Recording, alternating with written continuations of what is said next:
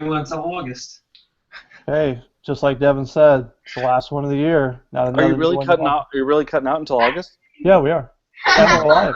Right. Episode 34, it's Dadlandia. Devin, I'm Wow. going to have to put the mute on him. Uh, I'm we kind of like uh, the Louis C.K. for this then. we could do a 10-minute monologue about things that make me mad, and I can tweet about it and get a bunch of people to respond back. But we Let's be won't. positive. Yeah, let's be positive tonight, boys. All Yo, right, my don't let name me is. bring you down. I can be really positive. I've just chosen to be negative. I can be. I'm very positive normally.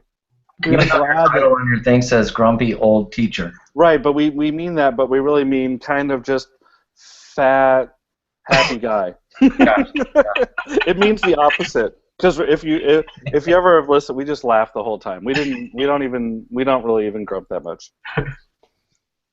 we are so excited to have John Samuelson in the house tonight, kicking off episode 34, ending our first full year of podcasting with John Samuelson. My name is Josh Allen. Since I've gotten thrown on the bus before this show started and last show, I am a technology integration specialist in Council Bluffs, Iowa, Lewis Central Community Schools. Council Bluffs is just across the road from Omaha, Nebraska. I have three wonderful kids, a wonderful wife who's running downstairs. If you hear any screeches or boxes flying, it's probably because she tripped and got thrown back on the treadmill, but hopefully not. Excited to be here as always. Brent. Yes, Brent Caller here from the Kansas City, Missouri area, an independent school district in Independence, Missouri, otherwise known as Missouri.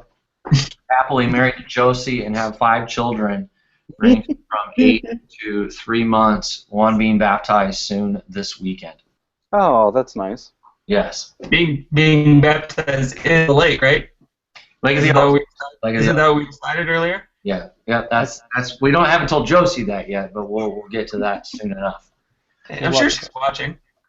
She probably is. I'm sure it's possible. I'm sure she's watching. All of our wives watch. Yeah. I'm Devin Schoening. I'm K-12 Instructional Technology Program Lead in Council Bluffs, Iowa, for the Council Bluffs Community School District. And I have a Great city, by the way. What's that? Council Bluffs is a great city. Great city. That's absolutely right. I have a great wife, Erin, who was on last week, and who I think we had a couple of tweets that said she should replace me on the show, so that's awesome. And 2 great kids. Gracie is 11, Claire is 9. Yeah, so that's what. Did you say, Josh, earlier that this is our first full year of podcast? Isn't this the second year? Well, first full school year. We started in the middle of last school year. All right, gotcha. We're 18 months in. December. Okay, I gotcha. Good. So, because we cannot contain John Samuelson to one segment, we just had him show up at the beginning. John, introduce us to the tens of people that are listening. Okay, well, I am John Samuelson. I am a innovation. You like this one? Watch this one, Josh. Ready? An innovation strategist for the Beaverton School District up in Beaverton, Oregon, very close to the Nike campus. I have a wife. Her name on the Twitters is Marnie Moose, because she likes moose, not because she. Okay. I don't know, whatever else we can add to that. But and we Thanks have to 4 clarify that. children, and that's 2 boys and 2 girls. That's what we have. Nice. Well, if you're interested in getting in touch with the show, as always, tweet us at dadsanded. Use the hashtag dadsanded, dadsanded@gmail.com. And if you miss it, or your buddy missed it and you want to make sure that they listen to all the wonderful goodness that is Dads and Ed, go to dadsanded.podbean.com or search in iTunes for Dads and Ed. Kicking off the show with a water cooler topic like we always do. So for the last 8 years, this proud Democrat has been following Barack Obama on Twitter, only today to learn that Barack Obama tweeted that he just got a Twitter account. Now, I'm not going to say that I thought Barack Obama was tweeting all the time, because he would name drop himself, which I always thought was weird. It's like Ricky Henderson. Ricky Henderson always talked about how good Ricky Henderson was, because Ricky Henderson was fast. So I knew that Barack Obama wasn't necessarily doing his own Twitter account. But then today he tweets from @POTUS that he's got a new Twitter account, his first tweet. Well, Anybody want to help? Any explanation for the abomination I've been following? I just want to say that we thought it took teachers a long time to learn Twitter. It took Barack Obama 8 years. No, I don't know. Got assessed on it. Yeah, I know. We need to check him out. Well, we were talking in our Voxer that he didn't follow the Cubs though. So I think that's kind of rude. I think he should follow all the Chicago teams, even just out of respect for the Cubbies. Even though I'm a White Sox fan, kind of at heart, I think he should follow the Cubs too. I saw that he followed the White Sox and the Bulls and the Blackhawks, but no Cubs. You know, the interesting thing is, so he had his 3 tweets today, and I looked back at his other account that was run by the organization to get him elected, and they did mention in there. And the weird thing is, like, that's a verified, it's a verified account also. And then it said any tweets from Barack Obama will have BO in them, right? -BO. So I thought that was interesting because that one has about 15,000 tweets. This new one just has 3. I think, John, maybe you said it before we were on air, that he must be planning for this like post-presidential life, where he can actually use social media. What's the actual account that he's supposedly now going from? Pot US. At Pot US? Yep. Standing for President of the United States. Yep. I'm assuming. Or who knows? Pot US? Really? Pot US, yeah.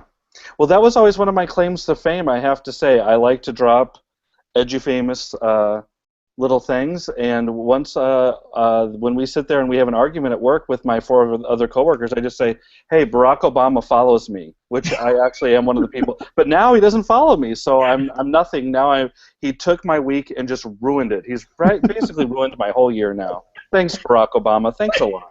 It might be a lot of fun to, instead of POTUS being President of the United States, we should come up with something else that acronym could that might be a fun game to play. Like, what else could POTUS actually stand for, especially once he's not president anymore? That could be a fun game. I think we should start that. Play a little. I'm game. Wouldn't it be nice in your Twitter handle to have dad, husband, which we are all dads and husbands, but then be like the 44th president of the United States? Like, that's, like I've got on there, director of technology. It just doesn't seem to equate to the 44th president of the United States. Only 1.3 million followers? Come on. Doesn't Lady Gaga have more than that? That's not a bad day's work. Good point, Devin. Pretty sure I didn't have that after my first 3 tweets. No. If I had 1 or 4 after my first 3 tweets, I would have been excited. Yeah, John did, and now he's back to whatever he is now because they all unfollowed him, I think, right? That's right. You know what? I think it's fascinating sometimes to watch those new Twitter accounts, though. I remember I watched Robert Downey Jr.'s one time, and you could just sit there and screen. I think I even screen captured it because I was so amazed. He tweeted one time, and then it just kept rolling and would go up by thousands. I think I took a time lapse almost of like every minute how much it grew. Robert Downey Jr.'s, and I wonder if we could compare it with Barack's and see who's more popular. I don't know. It might be close. How many does Barack have right now? Do we know? 1.3 million. It said, so Bill Clinton sends him, welcome to Twitter at POTUS. I'm having trouble with that right now. And then it says, one question, does that username stay with the office? And then he says, hashtag asking for a friend. One surmise who this friend is, Bill. I don't know if we can go there. Was that the real Bill Clinton? Well, as long as that Bill Clinton is the real Bill Clinton. I don't know who. Will the real president please stand up? Because I don't know. Is it verified? Well, but I don't know. I kind of like that Twitter handle, though, the real Bill Clinton. That's kind of a cool Twitter handle. This Bill Clinton account has 3.5 million followers and 297 tweets. He's the founder of the Clinton Foundation and the 42nd president of the United States. So it's pretty legit to me. That is his verified account, yeah. Yes. Robert Downey Jr., 4.53 million followers, by the way. 0.5. I think I still have the screenshots for that. We should check that out. We could determine that Robert Downey Jr. is actually more popular than Barack Obama. I don't know what that would say about the nation, though. What would that say? Well, or we could switch the conversation to the fact that The Bachelorette is starting tonight with not only one Bachelorette, but 2 Bachelorettes. We could, but then we'd kick you off the show for bringing that up. Oh, that's right. So if that was your intention. Well done. Okay, see you guys later. I'm going to go watch The Bachelorette now. I have never watched The Bachelorette, I have to admit. I'm glad to admit that I haven't. I haven't either. Brent, what's up with your boy Bill Little watching from the golf course? Is that why you're trying to get kicked off? You know, he felt so bad that he wouldn't be. So shout out to Bill for watching via his phone. I said, "What? You can't watch it while you're golfing?" You know. So there you go.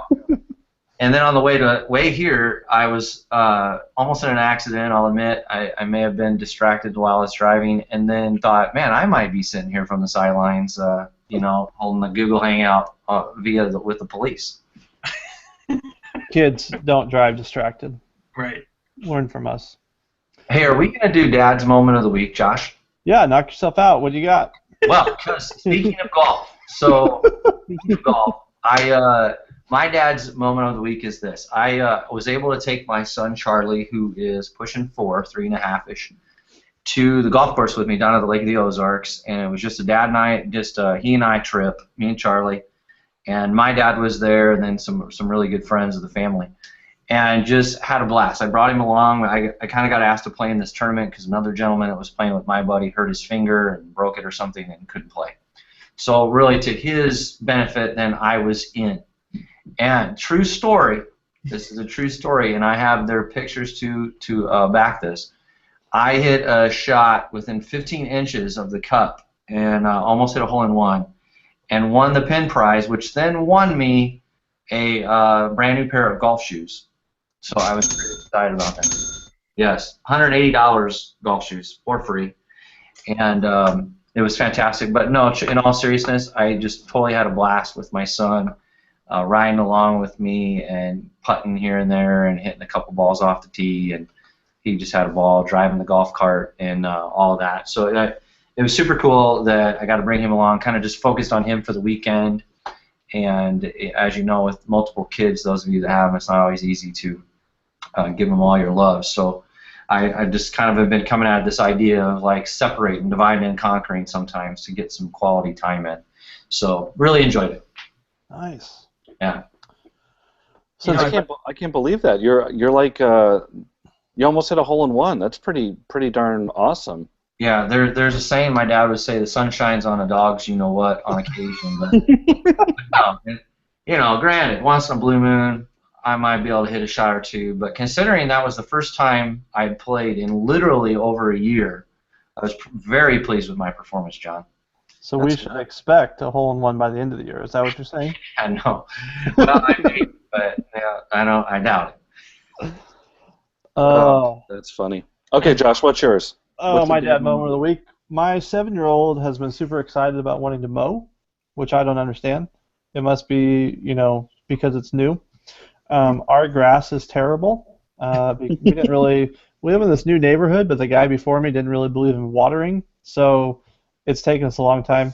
So anyway, I let the kid mow. I get a glass of water. I'm leaning up against the neighbor's fence, watching my 7-year-old mow. It was great. My wife came over, and she knows how picky I am about straight lines and all that. And she goes, "How are you dealing with this?" And I go, "Well, because I don't have to do it, I'm actually dealing with it pretty well." The problem is, like, in the front yard where we don't have a lot of grass, he would like go over the same spot a couple times, and I'm like, you know what? Let me just take care of this. You can actually mow where we have grass, and you can see where it's at. So I noticed he missed a few spots, but grass is going to grow again, and we'll have to do it again. So that's it is pretty funny to see how excited he is for something like that. That's pretty cool. I would like to have him come over and mow my lawn too. He probably would, to be honest with you. He loves it. I don't get it. Maybe it's because maybe I'm an old grumpy mower. That's right, grumpy old mower now. Grumpy old mower. Okay. Good podcast. Tuesday nights. We'd actually been throwing around the idea that we would do a podcast. Kurt, you know, the charming and handsome Kurt Rees. Oh yeah. I know you've had him on the show, and so we talked about one where we were just going to have like a craft beer, and then we were going to talk about it, and then we were just going to throw out one topic that we liked, and that was it, and we would call it Beerlandia. and that would be it. It could be. I don't think it even would have anything to do with education, really. Not a bad thing at all. No, it's not a bad thing. Before I share mine, I want to say that Brent started out as a dad moment of the week, and then I really feel like it just turned into a brag. That's what Bill's talking about too. Well, it was a little brag session. Because we don't want to talk about what Bill's doing out on the golf course right now, and I haven't heard much from Devin lately either. Mine. So we had the opportunity a couple weeks ago to take the girls to the Lion King to play in Des Moines, and if you haven't seen the musical, seen the play, it's really astounding. Just the costumes and seeing that whole thing take place on stage. And it was, my wife and I had seen it before, but the girls hadn't. And being 9 and 11 now, it was one of those things that they remembered. I remember that sitting there in kind of the opening scene where all these all the animals come out, and the costumes are amazing, and the kind of sound of them looking at it, just going like, whoa, like thinking it was the most amazing thing they'd ever seen, made the trip, a couple hours round trip, 3 hours round trip, kind of worth it. But I also would say, just because I think Brent started this whole thing, I shared last time I think we were on about Gracie running the half marathon, and I wrote a post about it, and it was shared on Run Haven's website today as kind of an inspirational story. So I wrote a post about just this cool, and I think I might have explained it the last time we were together, but this cool thing of running with her, this half marathon, being 11, and her just taking off and leaving me in the dust, kind of, and being proud of her finishing and not stopping and waiting for me. But it was a pretty cool thing, and it got picked up on the Run Haven website and the Run Haven Facebook page today. So that was pretty cool. Nice. That is cool. You. Next up is the Pulitzer. Yeah, that's right. Yeah. That's really good. Well, I'm going to go with, you know what, I remember when I first listened to the show, and I don't know why these shows aren't in iTunes. Josh, did you ever tell me the story of why the shows 1 through 13 aren't in iTunes? Because I listened to the first 3, and I don't listen to podcasts very much. So I remember, where are they missing? Because in Podbean, which is our host, I learned tonight that there is a setting that you can put in there for how many shows you want to show up in your RSS feed. And ours was at 20, unbeknownst to me. So I dropped it at 100. So they'll be there shortly. Okay, that's good. So that's good. Yep. So I think that my dad moment is going to be, I'm going to piggyback completely off of one of your first stories from like your first podcast, and I took my little 2.5-year-old and my 6-year-old to, they've been having these crazy ear infections since we moved to Oregon. Texas to Oregon's a big climate change, and he's really been getting these ear infections, and it's bad. So we finally get him, and I'm like, please just get him tubes. He has an older brother and a sister with tubes. Please just give him the tubes, but they want to give him a hearing test. So I pick him up early from the babysitter. I go, we change his diaper real quick. We're in there. I show up early thinking maybe they'll let me in early, but they're running late. So I'm in the doctor's office, in this new doctor's office, for 90 minutes trying to entertain a 2.5-year-old and a 6-year-old, which isn't an easy feat. No. Then, about halfway through, with no diapers or anything, he proceeds to take a very large poop in his diapers, and now he really stinks. So now I'm entertaining a stinky child, and I take him into the room to go and get this like soundproof chamber to go and get like the hearing test. And I just keep saying to her, no, this isn't going to work or whatever. And she's like, well, we're gonna try it. And she goes to like just look at his ear for a second, and that was it. He lost it and just starts screaming uncontrollably. He's done. Well, she goes behind the drop and tries to give him, the test, and she's like, oh, he'll stop in a second. And I just looked at her and I said, well, this is my 4th kid. He's definitely not going to stop. I will tell you that right now. So for 15 minutes, I'm trying to get him to face her. She's trying to put all these little sounds in. He's got a poopy diaper. I'm basically trying to like restrain him so she can look at his ear. We had to actually come back the next day, and he was already notorious throughout the whole doctor's office. And that's my story. And I thought, wow, this has been such a great time. can you just please put the tubes in his ears? So then when we went back the next day and they said, well, we have no data to give you, they actually gave me a refund for the doctor's visit. That's how bad it was. So there you go. Wow. That's my dad moment of the week. Not to be negative and not to humble brag like Brent, but that's the complete opposite of a humble brag right there. That was the real truth. Well, I was going to follow that up with John. When I moved south, I'm now having issues with my daughter and her allergies. Mm-hmm. So, but since you drugged me under the bus there with the bragging piece, I go back to the fact that did I mention that I only golfed once in the last year? Like when he hits it one time that close, it's kind of exciting. So sorry for bringing that up. Gosh, can you cut that part, please? And I didn't really say that. I was just echoing Devin because Devin's the one that really said it. I understand. You're just following the lead of the here in the podcast. I understand. That was me. Oh, that's funny. Oh, All right. Well, there's my dad moment. That's all. I have a million of those, by the way. well, It's so fun being a dad. we would agree. Speaking of that, one thing that we've said from the beginning, John, is that Techlandia, which you've done for a number of years in various forms, was really kind of a model for us, and it's one that we looked at to see, I peppered you with a few questions as we got set up, and you've done 350 or so different types of podcasts. So what is it about the podcasting or the Hangout on Air that you enjoy? Why do you continue to do this? You're always online.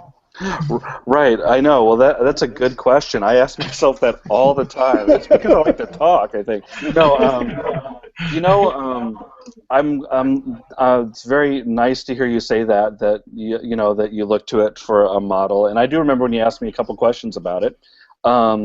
It's really easy to do. I don't know why the Google Hangouts on Air. I know that they haven't updated them recently, and I hope that I know that Brent's got ties at Google, so maybe Brent can get him to update some sound effects or something. But I really think the Hangout on Air is a great tool that should be utilized more. And I don't know. It's like when they stop being fun, I guess I'll quit doing them. But there's so many cool people to talk to in education. When you sit there and you meet somebody at a conference, you're like, wow, that's a really cool person. I'd never seen that done before in a classroom or heard that, and it was almost like I can remember the first time I met Brent and you at the Atlanta conference, and Brent came in the back of the room and we started talking about his cool edu hangouts, and I was like, that's an awesome idea, and I instantly had respect for him. And then later I got to know him and I was like, it's just no, I'm just kidding. Thanks, John. Thanks. No, but I just thought that was such a cool idea, and obviously Brent feels the same way about Hangouts that I do, and they're just a great tool. And I don't know. I like talking to people. When it gets to be boring, I think I'm a bad writer, even though I'm going to try and blog more. But I feel like I'm a bad writer, but I'm a better speaker. So that's my way of blogging almost. I thought you were going to say, John, that with my Google contacts, which incidentally I just got hit there with them with some stuff they're going to do here in Kansas City with a couple guys I've been connecting with on some things from Google. And I actually do like the idea of giving them some feedback on, I thought you were going to go there in the realm of being able to hit a button that sends it to podcast for you or something, you know what I'm saying? Mm-hmm. Versus some of the steps that we go through, because just thinking out loud, but that would be a pretty sweet feature if those of us that use it for podcasting could just drop it over to some deal by a couple clicks or buttons. And I would agree that the sound effects need some updating. Well, the thing that I did one with my friend Scott Bedley last night, so that's why I have my new favorite one actually is Grumpy Old Teachers, and we have absolutely, Josh, we have absolutely no format for that whatsoever. We seriously just go, here's a topic, and then we go, and sometimes we podcast for an hour and a half, and I'll have to split them into two.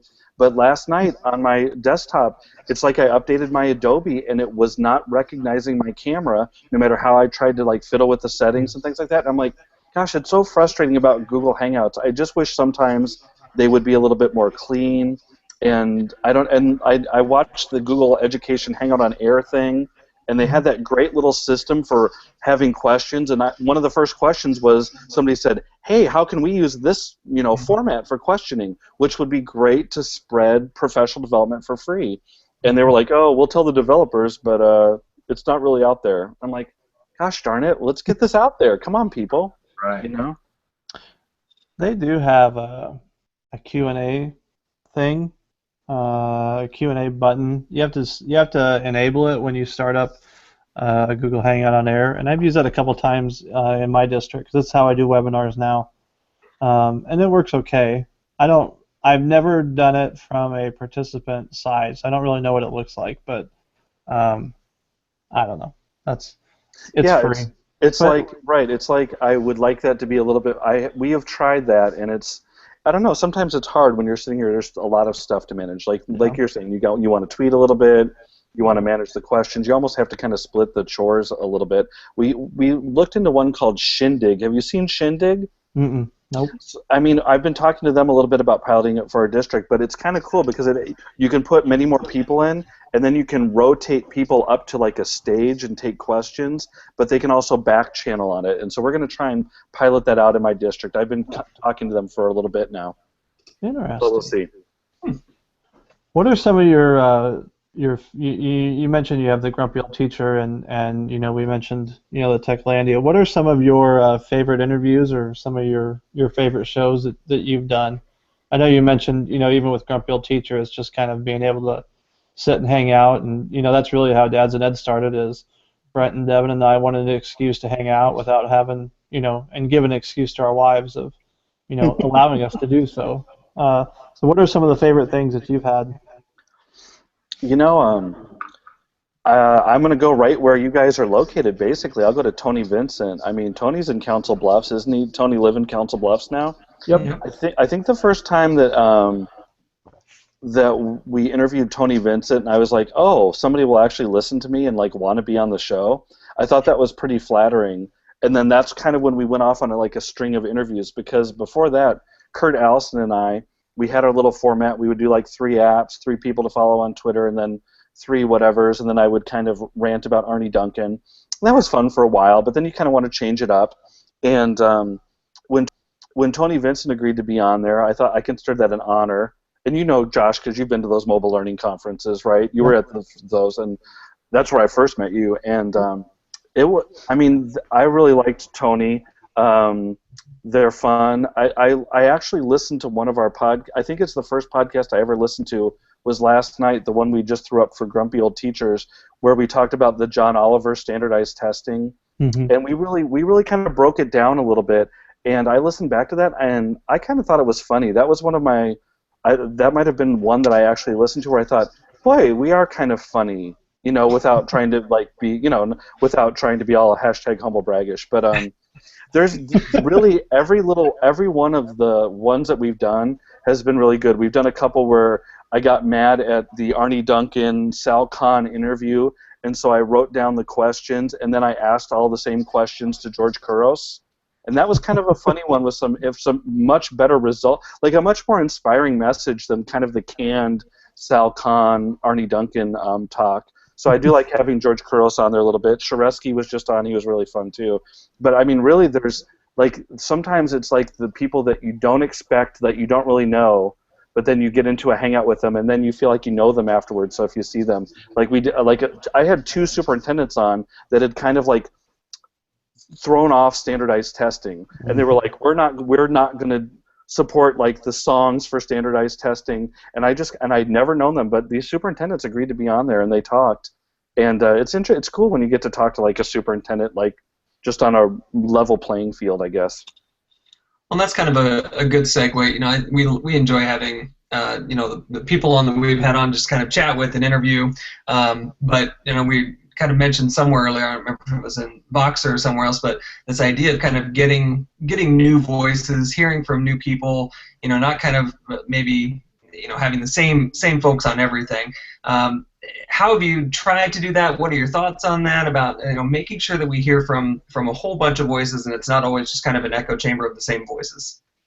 Right. I think that and actually that's one of I think the biggest problems right now that I'm kind of fired up about is like the same voices, the same keynotes at conferences, the same people being interviewed. Like if you look at our list and your list and like Edu All Stars, let's say, or some other things. I mean, it's a lot of the same people, and so that's why I've really tried to make a conscious effort when I go and found some of the people that maybe we have interviewed and say, I really go and try and look for people that I don't have any idea what their name is. Like I'll see them at a conference, I'm like, I don't know who that is. Let me check them out and see what's going on, because really there are so many great educators out there, and I feel like we need to give more rise to that. And that was one of the things when we started that after Kurt and Allison, we kind of had our breakup period, and I don't know if we're going to do one show over the summer. I don't think I can talk Kurt into it. I don't think I can talk Allison into it, but we vowed that when we started this new show for this first part of the year, that like anybody that had over 2,000 Twitter followers, we just weren't going to take. We made 2 exceptions. One of them was Sharesky, because we had tried to get him on for a bunch of times, and he was being all like, like Sharesky-ish and dodging us and being all coy and funny.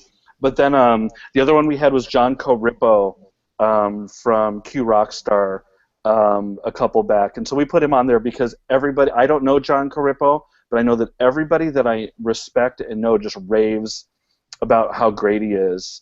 And he was a really funny guy to have on there. He was actually one of the first people to swear on a Techlandia. So that's why I haven't even put that show up, because like you guys, I can't put up shows with curse words in them, so I'm going to have to edit it out, and that's why so when I have to do editing, that just like I might as well not even put up the show at that point then. It's going to take me like a month.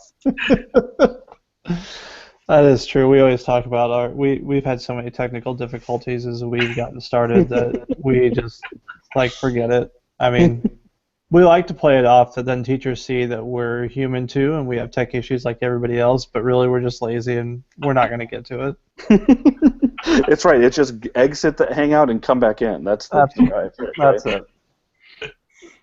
Oh, that's funny. Well, so anyway, I was wondering if you guys knew it. I mean, so you guys are obviously Midwestern people like myself, because I'm from Chicago, Illinois. So, like, where do you guys go to find like the new voices? Because when you do Ed Camp Omaha, Josh, you've got to know pretty much a lot of the people there, don't you? Like, don't you know like a bunch of them? You and Christina? You'd be surprised. Even like, so this year we had our largest ever. We had 150, and I probably only know about half, or I've at least heard of half. May not know them, but we had like 15 people from one school show up, and I didn't know any of them. Their principal didn't really mandate it, but long story. But anyway, they were there. But I think that's a good point about finding different. We have a running list, like I'm sure you guys do, of people that you're looking at and thinking about just to put names down, and we do try to provide some variety as far as like parts of the country. It's not perfect, but just to provide a little bit of diversity and variety into who we have. But it's an interesting point about the 2,000 limit. I hadn't much thought about that. We're not big time enough. We need people to like show up and watch first. Then we'll start qualifying it. I don't know. That's something like in the realm of numbers that gets me kind of going. My juice is flowing a little bit. And Devin, you and I sat in George Kiros' session at NIDA and kind of had this discussion. But because of some of the people in the room and just in general, like that whole piece of like, well, I'm only going to follow so many, and then maybe they have this huge inflated number because they've been listed on the top educators to follow in education, blah blah. So I really respect, John, the idea of grabbing someone maybe who doesn't necessarily have a lot of followers. To me, the numbers mean nothing in any way, shape, or form for anyone versus what can someone bring to the table.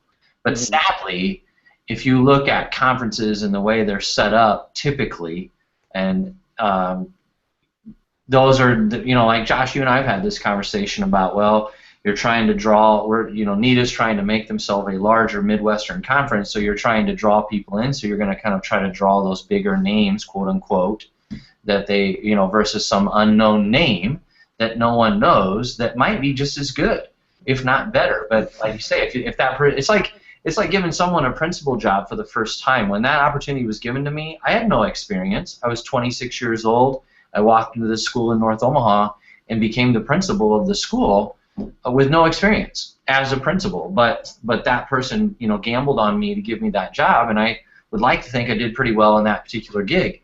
So, maybe if others were given that opportunity, because I think there's like this, I could probably count on two hands the kind of main keynote speakers that just go around the circuit and go everywhere and get every gig. And not to say there aren't others out there, there are, I know, but there's a handful that do them all, like that seem to be kind of like at every single one.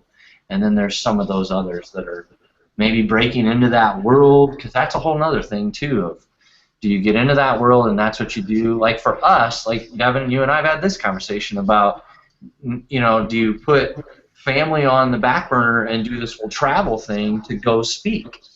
So I don't know. It's just a tricky line on a lot of levels.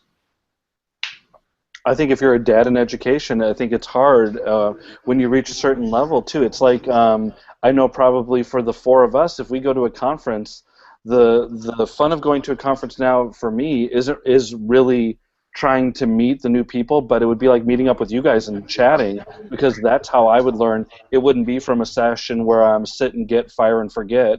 It's not going to be that, and it's going like we finally got.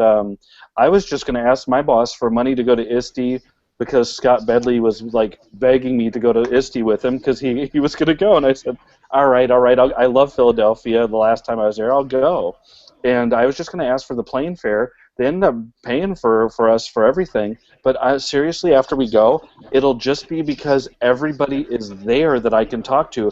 I think the last one, ISTE, I went to 2 sessions, quite literally 2 sessions, and I learned a lot, but it was just because I was talking to people and going out to dinner with them and seeing what they were doing, Yeah, I agree with you, John, 100%, and that's for me too. I've written about it a little bit this year with ed camps and how that's evolving for me, but certainly the bigger conferences has nothing to do with, I don't need to go into a Google session and learn about Google tools. Like, I would just rather be in the hallway talking to you and kind of collaborating with you and brainstorming ideas and all that good stuff with the great educators. So I'm totally with you there. And it's an interesting problem to have, and that's kind of what we're trying to do. It's like we really, I think for us, our hardest thing is that now we're on the Pacific Coast, so we start really late. So that I'm trying to kind of make a conscious effort to find some people on the East Coast. That one of the people that I was really proud of, who kind of took off after she was on the show. If I can kind of I'm not going to take credit for her or anything, but we found this great guy, Timonius Downing, and he was in Prince George's School District in Maryland, and he said, you should have on this girl, she does gamification, and it turned out to be Sarah DeTeacher. And Sarah DeTeacher, I talked with her a little bit afterwards, and I was like, you should go out there and present. I'm like, you have a we had never met before the show. I'm like, you have a great personality. You should go out there. And I'll be darned if she didn't go out there and just, she's everywhere now. And sometimes when she was up in Portland last time, I said, how are you taking off all these days? And she's like, I'm not. I work it in, here and there. So I really respect her for teaching in the classroom and doing that. I quit presenting just for this last year just because I did that startup thing last year, so I wasn't even at a school. Now I feel like I've been at a school for a year, and I might have something to say now. But if I don't have anything really interesting to say, I don't feel like I want to go out and present on it anymore. I have to have a story to tell. And if it's not good, I quit doing the 50 apps in 50 minutes thing just because I feel like everything's 50 apps in 50 minutes now. And I don't think it helps education. It doesn't help pedagogy. It doesn't help things. So I've got to, I dropped, and to show you how bad the Twitter followers are, seriously, Brent, I had that iPad, I had iPad Sammy, and then I kind of tried to unbrand myself and change myself just to my real name because I know way more than iPads. And seriously, you should see, I can see that I lost about 5,000 followers just because I took iPad out of my name. Now, those aren't real people. Those are just, some of them could be real people. But, most of them are just bots that just go, hey, this guy's got iPad in his name. And so so I had all, you think you have all these followers and it inflates your ego or whatever. It's not really about that. You've got to be putting out good stuff. I know many people that have way under 1,000 followers and who aren't on Twitter very much, but they are legit educators, and that's what when we find some of those and we can give them a voice, I think that's what the podcasts are about. I think that's the fun. See, and I think that's the interesting thing about it is you're right. There are lots of people out there doing great things who who don't have a ton of followers, don't necessarily use the tools to amplify their voice. But I know when we've talked about who to have on this show, there are kind of two pieces to that. One, we really do like just getting together and chatting and talking, but I think anybody who does something like this would like other people to listen, and one way that you can try to get people to listen is to promote with some of those names, and we've certainly had people on, just like you have, and we talked about it, that are in that group of people, and really the hope would be is that you get some of those folks on, you have some people who listen, maybe you have something that's valuable, or you find kind of a niche audience. I think like maybe we can with this kind of talking about parenting and being dads along with being educators, but there really is that balance, like trying to get people to listen, but also using it, like you just said, to amplify the voices of those who maybe don't do that for themselves already, or haven't had an opportunity to share. And I think that part's tough. I think as we've tried to balance that. But it's, I think anybody who can do this, they'd probably be lying if they didn't say, well, we'd love to have a bunch of people listen. We'd love to have a bunch of people pay attention and join the conversation or whatever it might be. So I think, for us, we've talked about it, and maybe you guys have had a similar path in this or conversations about this. It's hard to have those people on when you're not in it necessarily for numbers, but you would like people to listen. I know it is a hard thing. We were talking about this. I would just rather have, when we started this out, it was Allison Anderson and I, and we would Google Hangout and we would talk about stuff. And I said, this should be a podcast. This is a podcast. Mm-hmm. Let's just do this. And so we did it. In our first show, we have a class that did some podcasts, and I got them onto SoundCloud, and they've done great. I did one lesson with them, one lesson on GarageBand. They took off. I lent them my computer and my Blue Snowball. They were off, and it was great. One of the kids found my one podcast I had uploaded, the first Techlandia, and he's like, hey, I listened to your podcast. I was like, oh, thanks. And he's like, it was pretty bad, man. And I looked at him, I said, oh, I'm like, you listen from SoundCloud. I'm like, oh, yeah, don't listen to my first podcast. I'm like, you should listen to the last podcast. I do this one, Grumpy Old Teachers. I think even you would laugh as a student. But, yeah, it's funny. That's how we'd want to do that. Like, whenever somebody says, like, they listen or they even know what Techlandia is, mm-hmm. I'm just like, really? You do? You know what? Like, when Bud Hunt the other day, we were at the PDX, I was like, would you like, we could be on the show sometime? And he's like, yeah, Techlandia, I'd love to be on. I was like, really? I didn't even believe. I seriously did not believe him. I'm like, we had been at that PDX conference 3 times, and I don't think I had ever said like two words to him. And so finally, I just kind of walked up to him and said, "Hey, Bud, the teacher, I'm John Samuelson." And he's like, "Yeah." And I'm like, "I know we've never talked before, and we've been like around in these circles, but," and he's like, and so we talked, and it was very enjoyable. It kind of gives you confidence to go and talk to people a little bit more, which is nice, which I don't think I used to have. But yeah, I would love, that's all you look for, is you look for if anyone listens. If 50 people listen, that's 50 more people than I thought would. And I really like to look sometimes at the map and just see like the countries. Like one time when I was like, gosh, we've had people from 6 continents listen to us this week, and I'm like, that's crazy to me. That somebody would even want to listen to me. But yeah. I think of the idea of recently I've been following, I think I brought it up maybe in a couple of previous shows about kind of podcasting for professional development. I feel like there's, maybe I'm wrong, but if I kind of had crystal ball here, I think it's a movement that's starting to take place, I'll say even in the Twitterverse, because I'm forgetting the hashtag off the top of my head, but I think of this guy that I started listening to, the House of EdTech, Mr. Nezzi, Chris Nezzi's his name, does a really nice job with his podcast, and I've been listening to it as I car ride back and forth to Omaha or other places, and anyway, for me it's been kind of really therapeutic to just kind of listen to some of those on drives, or when I'm back and forth to the Ozarks. So anyway, I'm wondering your thoughts. Do you see? I mean, you've been doing this a long time, and I'm starting to feel like we have been too. For what it's worth, we've had a lot of shows and have been kind of stuck with this for a while, and I love it. But I'm wondering, do you see that maybe coming in the future with like more podcast stuff coming out, that, or the relevance of it? Because it's not that it hasn't been there and people haven't been doing it, but in the realm of those listeners. Yeah, I think that once I don't know. I don't think podcasts are really going away anytime soon. I mean, I think it's funny because I heard somebody say, have you heard about the people that were making, the guy that made $1 million podcasting? And it's like, no, because there aren't any. There's none. But right, it's like when we first started this, we just, we were seriously doing it for that. We've had some things go on where, people are like, do you want to like make money off and really for me, I don't ever want to make money off my podcast. I don't really want advertising.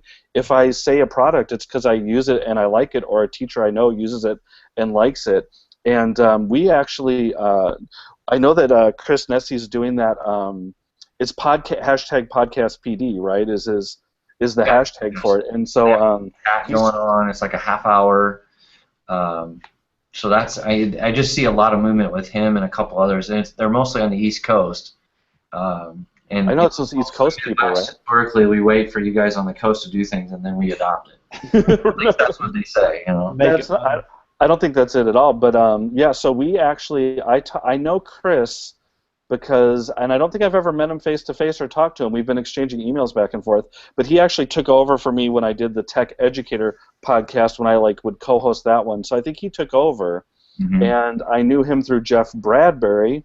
And Jeff Herb, actually, too.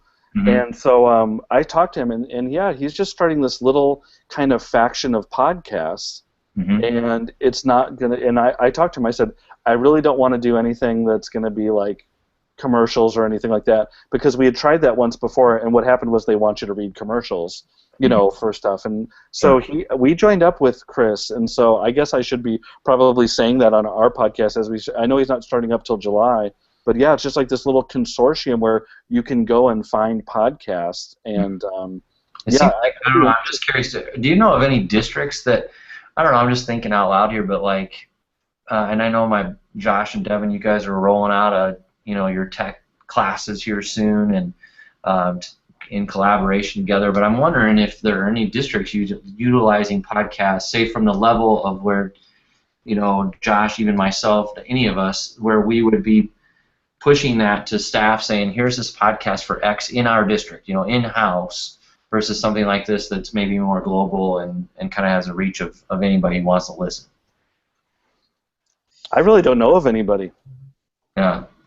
And I had pushed around that idea because we just did a big student film festival, and I really thought after the superintendent was there and he did his superintendent's pick, I thought, why am I not just like doing a superintendent chat or something for 10 minutes and putting him in front of a microphone? When we were doing our little, I'm telling you, I'm going to put up this. It's on the computer, my little laptop that I'm on now.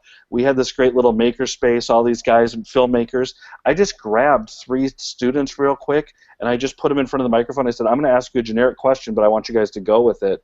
They were just elementary schools. They said some of the most interesting things, and then I grabbed one of our high school filmmakers and put him in front of it, and just the level of technology that they were talking about, I was intimidated. I was like, whoa, this kid knows a lot.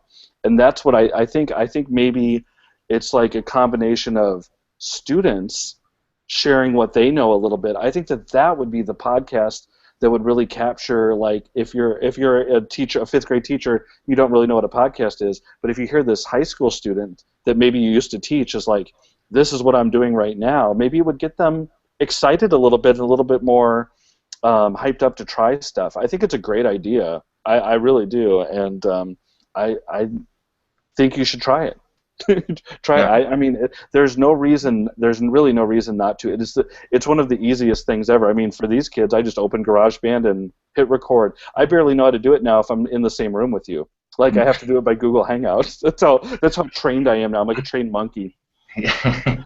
I did have, now that I think about it, when I was in the classroom, this would have been 2006, 2007. We had a student tech club, and they did the morning announcements as a podcast.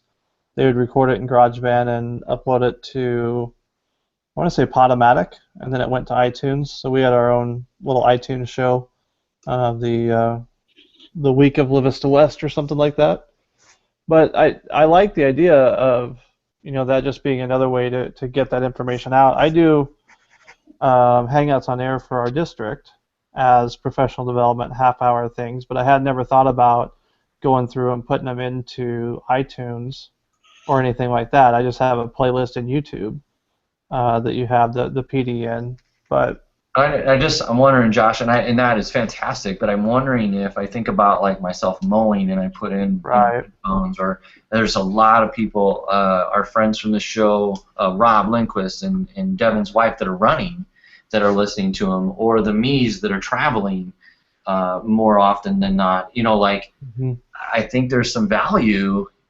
I don't know, I've just kind of opened myself to it, partially because of this podcast, but then I recently have gotten on as we've kind of done this, and Melinda Miller, I think of her, I follow her on a lot of different social media feeds, and she had posted like there was Techlandia, there was, I don't know, some of the others, EdReach, and some of the other ones that were on there, and that's where I stumbled on House of EdTech, and I was like, oh, let me check this one out, and I've been very impressed with, and learned a few things, and made a few new connections, and like we were talking about earlier, just the idea of all these great educators out there sharing and doing stuff, and there's so many of them out there.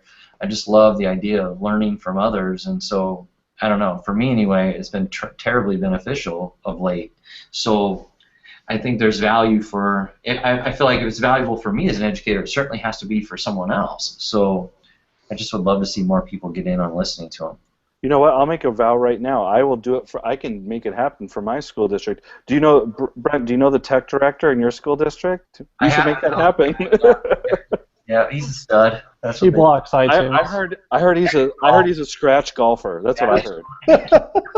When he plays once a year too. That's right. But yeah, I think that's a great idea. I would be tempted to try, and I will make a pact right now that I'll make some over the summer and see how we can get them going. I mean, even if you just started it on a SoundCloud account, which is easier to get to, right? And then you could, it gives you 3 hours for free. Right. So that's how we start out our teachers. I really think that when the teachers and students do it, I really love the fact that we got this guy started. It's one of my favorite stories this year, as we've had a lot of ups and downs in the Beaverton School District, but it was the first year of trying to roll out this bond money. But this one guy, and he just said, I really want to do a podcast. I said, hey, you know what? I know how to do that. And he just took off and ran with it, and it's been great. So I think that's an easy one, podcast for professional development. I don't know why I just never had thought of it.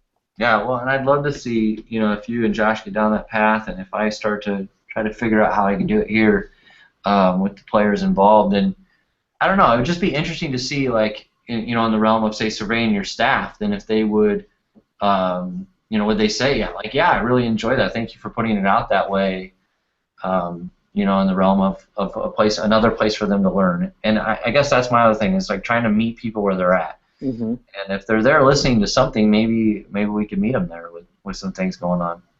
I had actually, because I haven't got great views on the Hangouts on Air that I've been doing. And so I've been trying to kick around a new idea for PD for next year, and I'd actually thought about firing up a blog, and then do like a week. I don't know how often it would be, but like one post would be for students, and one would be for parents, and one would be for staff, and kind of diversify that a little bit, because we need to, the parents are wanting more tech stuff too. So maybe I'll do that. I kind of started the blog, but I haven't done any real writing yet, so maybe I'll, John, what Brent is saying is he would like us to figure all the details out, and he will write our coattails and then take credit for it in his Edu Hangout on Air to his Google peeps. Okay, I'm good with that. I don't need the glory. I mean, Brent might need. I think he needs the glory. It's like the golf story. Yeah. I'm totally kidding. But yeah, no, I think that's good. I think that's. I mean, basically, Josh, you do one right now. It's just the video podcast. So Why not try it the audio way? I never thought of that. There are so many times when I have 4 other people that work on my team with me, and I just think they ask questions that are easily answered if they would have listened to Techlandia. You know what I'm saying? Like if they actually listen, which they don't, and I don't blame them. But it's just funny, and there are some times when you're just like, and so that it's like hitting me on the head. We should just do one podcast for it, and I should get those guys involved so they can kind of get the feel for podcasting. Rob Lindquist is listening in and watching, and he said, as a teacher, I'm not sure how much more reading from a blog post I'd want when I could listen while grading. Yeah. So another example of just having something playing in the background while you're doing some other work. Again, great point, Rob, and that's what I mean. I think it's going to grow. I really do. I'm crystal balling it here for you guys. I'm just helping you be trailblazers is all I'm doing, And then you're trying to act like I'm throwing everything out there, for you to do. So, hey. All right, I'll do it. I'm on it. I'm going to do it, too. I'm totally going to do that. I will say, though, John, you brought up the point about how I had that same thing happen where someone asked me a question, and I covered it the week before in my Hangout on Air. And that's what I've liked about YouTube is honest to goodness, I went right to that spot, right where it was going to start, got the little, start at this minute, and sent it to them. And I was like, here, I just talked about that last week. I think that's handy. It is. That's a handy thing to do, and just say, yeah, here, and then they might come back to it next time and go, oh, okay, these are a thing now. These are the Hangouts on Air for our district. Right. Yeah. Wow, look at us. I just totally have my PD goal ready for next year. Thanks, Brent. You're welcome. No, John, I'll be in contact. We'll figure something out. Brent's got the good idea. That's why I like talking to him. Brent's always got the good ideas. Whether he's in Nebraska, whether he's in Missouri, he's got them all. He's just the big picture idea guy. He is. That's why he gets the big jobs. Right. Pay the big money down in the Ozarks. Big money. I know every weekend it's like Lake of the Ozarks. This on Instagram. I'm like, what does he got? All right, moving on. Let's go. Upcoming Brent Scott. Upcoming. So I want to talk about something that I'm actually really excited about called Ed Camp Leader. We're gonna get one rolling here in Kansas City. You can follow the hashtag on #EdCampLDR. And our man, oh my gosh, I just dropped his name. Joe Mazza. Thank you. Sorry, Joe Mazza is a big pusher of this, who's been been a guest on the show.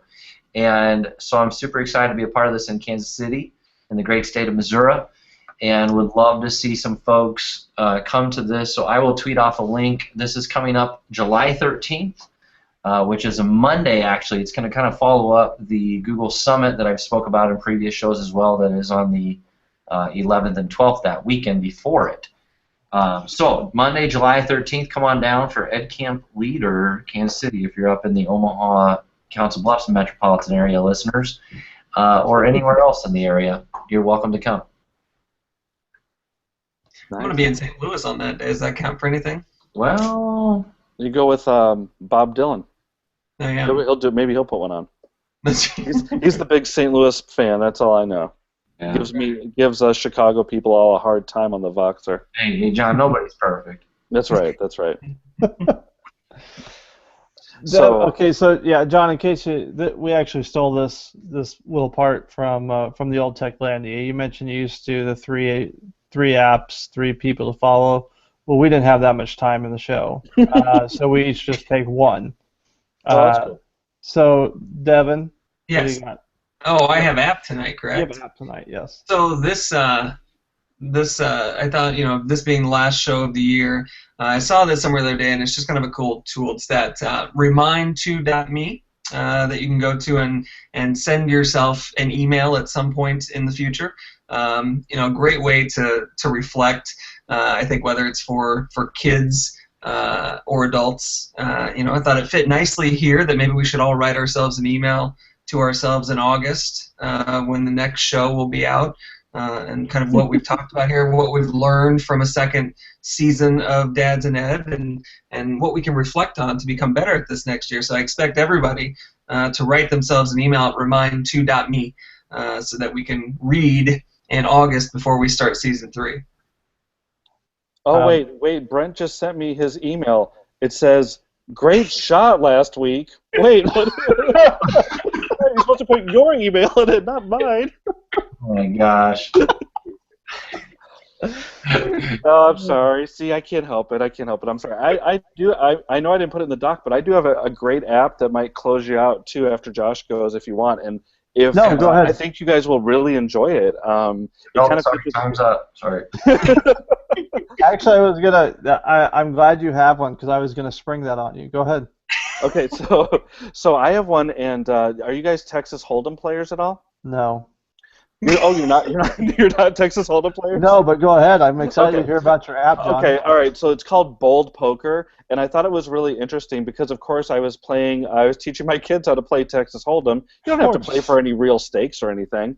So if you put out your iPad, it'll deal you the flop or whatever, and then you just connect from your phone on the same Wi-Fi, and it deals you your 2 hold cards, which you can kind of track down, and it's worked like a charm every time, and it's free. You can play for a half hour, and then it gives you a 5-minute break, or you could pay $5 and play 24 hours straight. I don't know why you would do that, but I told the people at ISTE, I'm like, we should just sit in there and just play some poker for some Skittles or something. That'd be fun.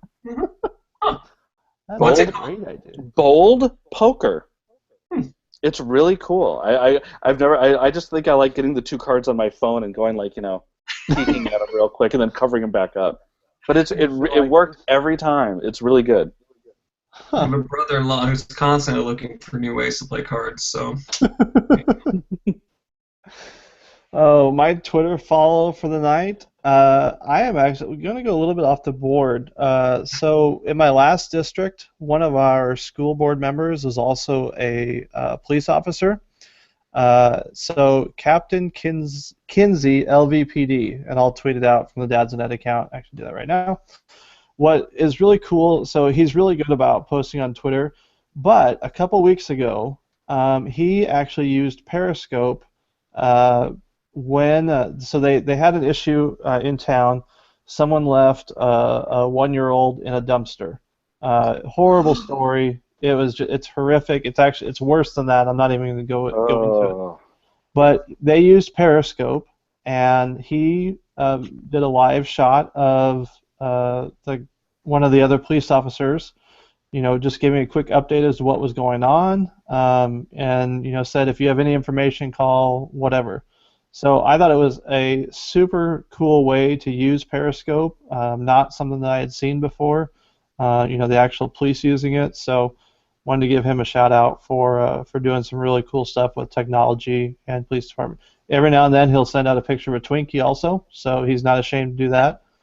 He's a great guy, and it's pretty cool to see him using Twitter and social media like that. So cool.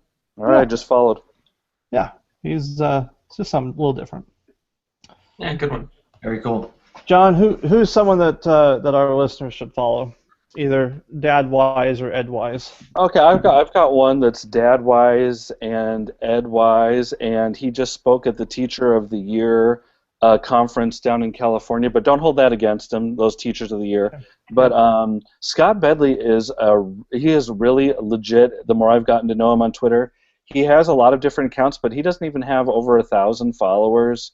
But he did a great session at the Q conference where it was his brother and another administrator, Brent Coley, and they seriously just it was the most interactive you could make a 50-minute talk I've ever seen. Like, he had the people building stuff, and it was about storytelling, and his Twitter handle to follow is Scott Teach, so it's SCOTT and then EACH. He doesn't triple up the T, it's just a double T.